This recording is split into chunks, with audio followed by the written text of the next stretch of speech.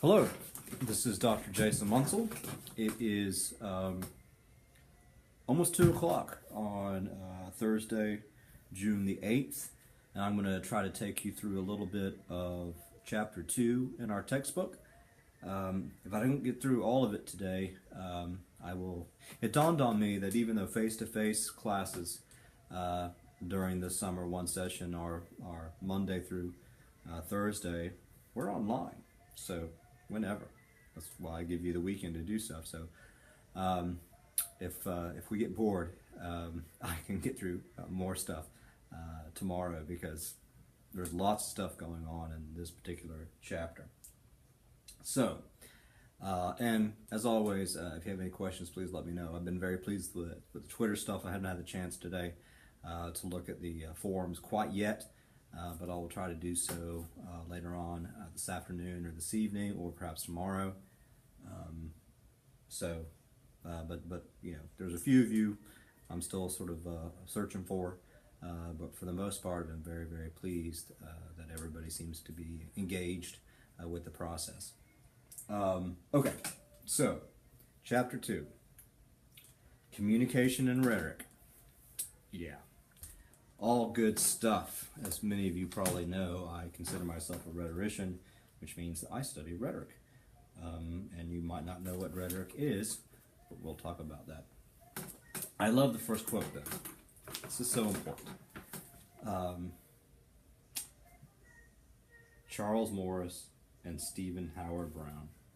Students of rhetorical movements and social protests understand that words are deeds. That language has a force and effect in the world.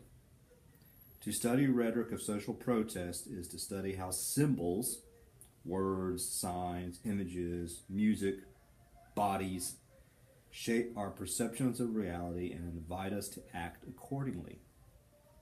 In this sense, speeches delivered at rallies, protest marches, letters to the editor, manifestos, image events on the public screen, and many other rhetorical practices are types of symbolic action, the reality of which is very much in evidence all around us.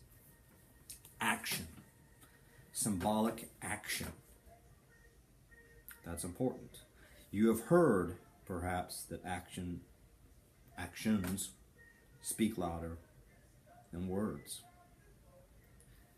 I say this in many of my classes. Where did you learn that actions speak louder than words? You learned it from words, because actually words speak louder than actions, because it's only through words that you learn that actions speak louder than words. So this chapter is it's concerned mainly with speaking and writing, communication and rhetoric. A lot of very practical things, but very, very important to see communication and rhetoric as action. Action. So let me tell you a little story about a man named Jed, a poor mountaineer, barely kept his family fed, but then one day he was shooting at some food and up from the ground came a bubbling crew. Oil, that is. Texas tea. Next thing you know, old Jed's a millionaire. Kinfolks say, Jed, move away from here. Said California is the place you ought to be, so he loaded up the truck and moved to Beverly Hills, that is. Swimming pools, movie stars. He's a movie star. Okay, so starts with a little story here about communication and rhetoric. A story of communication and rhetoric, Dr. Delgandio says. The point is, by the way, one theme that you might find is narrative and story is very, very important to our author here, our editor. And by the way, I know Dr. Delgandio pretty well. He ain't heavy, he's my brother. But he's a really good guy.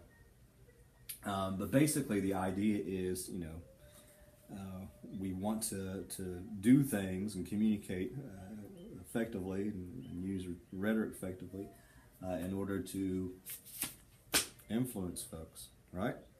We want our flyers to be the best flyers. We want our speeches to be the best speeches. We want to grab people. So that's the story, basically. So activism and communication. Lots of examples here of different types of communication as activism. Again, speaking at rallies, writing letters, designing posters, creating websites, distributing flyers, soliciting donations, conducting teach-ins, which again, teach-ins is just a fancy word for a little meeting and lecture where I teach people stuff. Facilitating meetings, organizing protests, direct actions, negotiating permits, blah, blah, blah, blah, blah. Even trying to persuade your conservative uncle or liberal uncle or just plain old uncle. So there's lots of stuff we're doing. And the greatest communicators have always had the greatest impact. That's very important. We don't see a lot of folks out there who are very poor communicators that have had, well, there are situations, but for the most part, historically, the most moving people are the people who move us.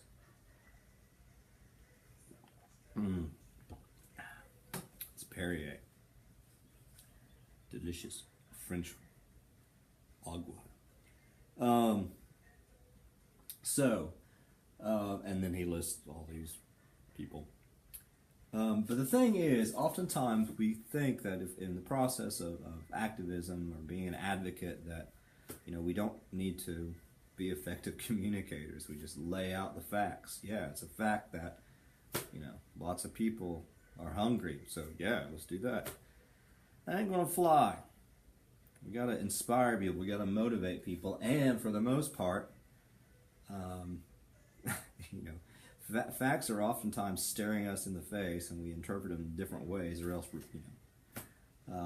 refuse to believe them. There's lots of theories out there, the confirmation bias, all this type of stuff. That, even when we are faced with the facts, if they oppose our point of view, we tend to go, "Oh, no, that's wrong." Dr. Delgado is a pretty good example of the, how we look at 46 million Americans live below the poverty line, and how people could interpret that differently. So we need to move beyond that. We need to stir the souls of the people that we are trying to reach. So we have to think about, we have to question ourselves. We have to figure out what's the best way to reach these people. What must I do or say to persuade others to change their understanding of poverty? How can I effectively communicate the political, moral complexities of this situation? Should I use stats, logical arguments, emotional appeals, personal narratives? What should I do? And that's the big question. And then he also talks about all these different debates and issues, and some of these could be potential topics. War and war on terror, generally, mass media, what's its role? Should banks have been bailed out?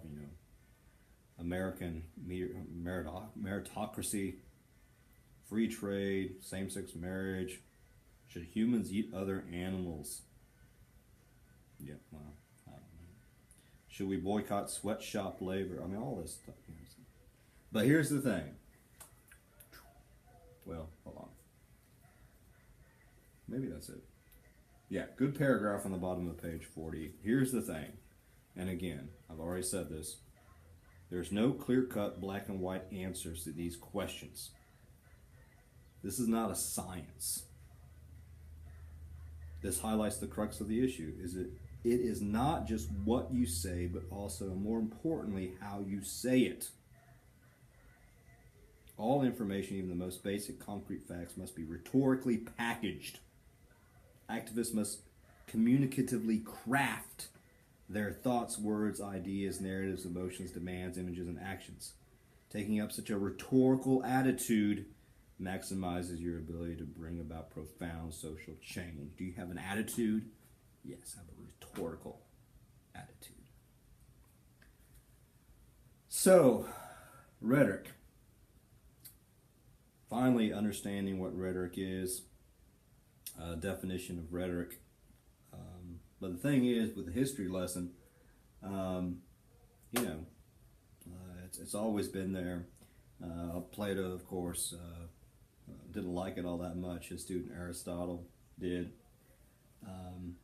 And this is a good little bit from Aristotle here on page 41. By this way, this defense or history of rhetoric actually is really, really well written. Aristotle tried to rectify rhetoric, arguing that truth is meaningless without the proper means of communication. What good is the truth if one cannot communicate that truth to others?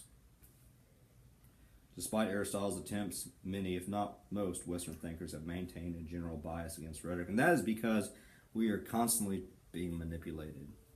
As the Backstreet Boys taught us, quit playing games with my heart and mind.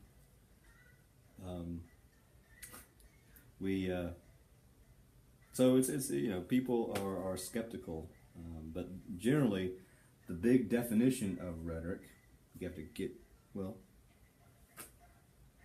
I get the Backstreet Boys, NSYNC, and New Kids, and all these folks confused. They're all the sort of same to me. But look how cool they are. Look at that guy. It's like,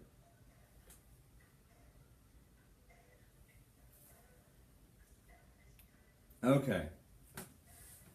Finally, a definition, bottom of page 41, and that last paragraph is really good. Very well written again. As a basic definition, rhetoric is well-crafted communication that allows you to achieve your personal, social, and or political goals. Well-crafted communication. That's it. That's pretty much it.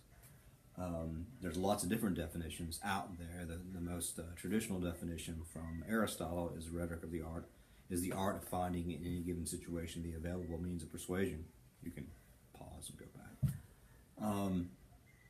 And oftentimes growing from Aristotle's writings and later on in the Roman period, the Rhetorica ad Herennium, though we don't know exactly who wrote that. Some people think it was Cicero, but we really don't know.